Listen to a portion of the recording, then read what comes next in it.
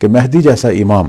کہ جن کی تاریخ میں کوئی نظیر ہی نہیں ہے، یعنی آپ دیکھیں کہ جتنے بھی انبیاء آئے 1,24,000، پھر ان کے جتنے اوصیاء آئے، پروردگار نے پورے اس نوع بشر میں ایک ہستی کو چنا کہ جس سے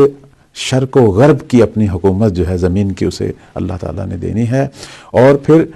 مولا وہ ہستی ہیں کہ جنہوں نے تمام انبیاء اور ان کے اوصیاء کی آرزوؤں کو پورا کرنا ہے، اور ایک ایسی عالمگیر حکومت کہ زمین عدل و انصاف سے بھرے گی، شیطانوں اور ظالموں کا خاتمہ ہوگا۔ یہ سعادت جس ہستی کو نصیب ہونی ہے، وہ ہستی یہ کہہ رہی ہے کہ میرے لیے اگر کوئی مشعل راہ ہے تو وہ زہرا ہے۔ اس فرمان سے یہ پتہ چلتا ہے کہ ہمارے مولا جو ہیں وہ فاطمی ہیں، چونکہ انہوں نے اپنی زندگی کو فاطمی بنایا ہوا ہے۔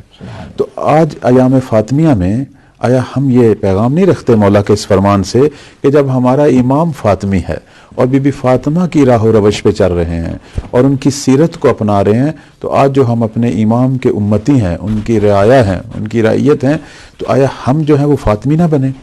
آیا ہم بی بی زہرا سلام اللہ علیہا کی سیرت سے، ان کے کردار سے وہ سب کچھ نہ سیکھیں جو ہمارا امام سیکھ رہا ہے؟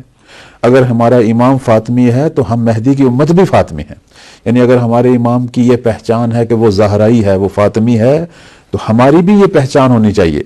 کہ ہم بھی اپنے عمل میں بی بی فاطمہ کے کردار کو اپنائیں، یعنی شیعہ آج فاطمی نظر آئے۔